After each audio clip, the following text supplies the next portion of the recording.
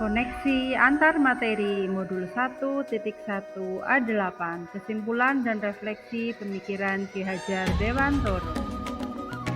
Perkenalkan, saya Margia Astuti dari SD Negeri Kutawaru 4, calon guru penggerak Angkatan 8 dari Kabupaten Cilacap. Filosofi pemikiran Ki Hajar Dewantoro yang pertama adalah sistem AMO, di mana pendidikan itu ialah menuntun anak sesuai dengan minat dan bakat yang mereka miliki. Yang kedua, pendidikan itu ialah perubahan, yaitu pendidikan harus berubah mengikuti dengan kondisi zaman saat ini. Yang ketiga, pendidikan juga mengacu terhadap kodrat alam dan juga kodrat zaman. Kodrat alam ialah tempat tinggal siswa saat mereka dibesarkan, dan juga kodrat zaman ialah waktu di mana anak tumbuh dan berkembang.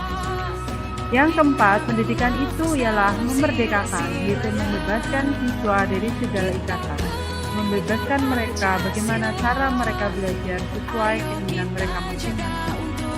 Yang kelima, pendidikan harus berorientasi kepada murid, di mana murid harus belajar dengan cara yang menyenangkan. Yang keenam, pendidikan budi pekerti. Pendidikan tidak hanya tentang ilmu, tetapi pendidikan harus menanamkan budi pekerti yang baik untuk mencapai insan pendidikan yang memiliki kebijaksanaan dalam hidupnya. Pengetahuan awal sebelum saya mempelajari modul 1.1 yang saya percaya tentang murid dan pembelajaran sebelum saya belajar modul 1.1, yaitu yang pertama, pembelajaran berpusat pada guru, di mana guru adalah aktor dari pembelajaran. Berikutnya, murid dulu saya anggap adalah kertas kosong yang harus diisi oleh guru, dibentuk guru sesuai dengan keinginan guru. Yang ketiga, pembelajaran dulu hanya berfokus terhadap pengetahuan, pemberian materi, tugas, dan penilaian, di mana muara pembelajaran akhirnya adalah nilai. Saya dulu hanya fokus terhadap nilai anak-anak. Yang keempat, dulu saya menganggap murid saya memiliki kemampuan yang sama di semua bidang. Berikut adalah pembelajaran yang saya lakukan sebelum saya mempelajari modul 1.1, di mana pembelajaran berpusat pada guru.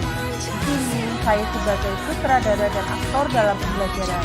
Anak hanya duduk tenang mendengarkan apa yang saya sampaikan.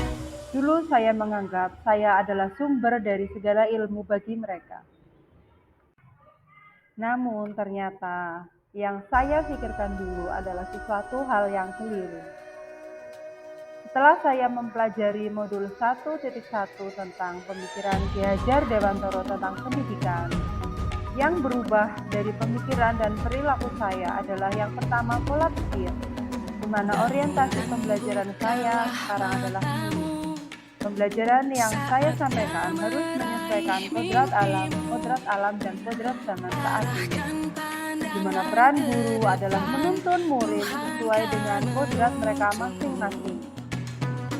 Setiap anak memiliki kekuatan dan kemampuan yang berbeda-beda di bidang yang mereka sukai. Berikutnya tentang sikap dan tingkah laku yang berubah dari diri saya, yaitu menuntun murid sesuai dengan minat dan bakat mereka. Guru adalah fasilitator bagi murid, mengarahkan murid sesuai dengan minat dan bakatnya. Berikutnya, saya menyiapkan pembelajaran yang berpusat pada murid dengan melakukan pembelajaran yang menyenangkan, dengan permainan, dan juga pembelajaran yang berbasis TIK sesuai dengan tuntutan zaman saat ini. Berikutnya, saya juga melakukan pembelajaran yang inovatif dan menyenangkan dengan berbagai macam model pembelajaran yang beraneka ragam. Berikutnya, pendidikan tidak hanya berorientasi pada kemampuan kognitif anak, tetapi lebih penting lagi yaitu budi pekerti, di mana dengan budi pekerti yang baik akan melahirkan manusia yang memiliki kebijaksanaan yang baik. Berikutnya yaitu sebagai pendidik, saya harus menghamba pada murid dengan melayani sepenuh hati, karena murid memiliki kemampuan yang berbeda-beda, di mana setiap murid memiliki kekuatan yang harus kita pikirkan. Yang ketiga, tentang kesepakatan bersama. Setelah saya mempelajari modul ini, ternyata sangat penting untuk guru dan murid membuat kesepakatan bersama sebelum pembelajaran untuk mencapai tujuan bersama yang dicita-citakan. Yang dapat saya terapkan segera agar kelas saya lebih baik sesuai dengan pikiran Ki Hajar Dewantara. Yang pertama yaitu menciptakan pembelajaran yang menyenangkan sesuai dengan kodrat alam dan juga kodrat zaman. Di sini saya mengemas pembelajaran dengan bermain, dengan berbasis TIK dan juga dengan kearifan lokal. Yang kedua yaitu menuntun murid sesuai dengan minat dan bakat yang mereka miliki, karena sesungguhnya setiap murid memiliki kekuatan di dalam diri mereka masing-masing yang dapat kita gali. Yang ketiga yaitu membuat kesepakatan bersama dalam pembelajaran untuk mencapai tujuan yang diharapkan oleh guru dan murid. Yang keempat, mengembangkan pendidikan karakter melalui pembiasaan kegiatan positif di sekolah seperti 5S dan juga pembiasaan berbahasa Jawa setiap hari Kamis. Yang kelima yaitu mengembangkan diri dengan selalu belajar, karena sejatinya pendidik harus terus belajar mengikuti perkembangan zaman.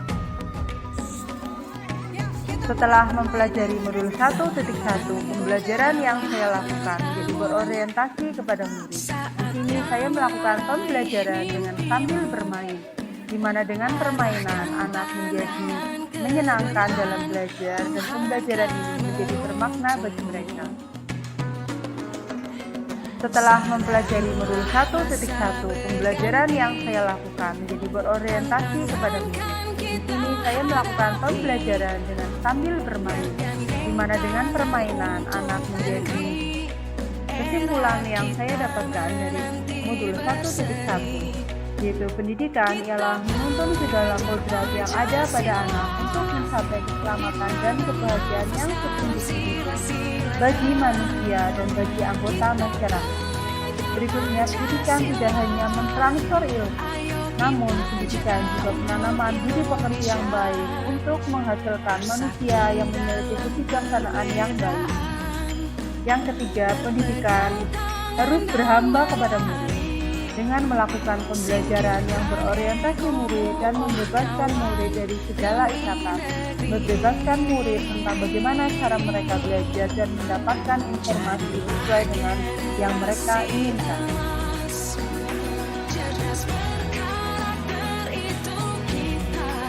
Sekian dari saya, terima kasih. Salam guru penggerak, bahagia, bahagia, bahagia.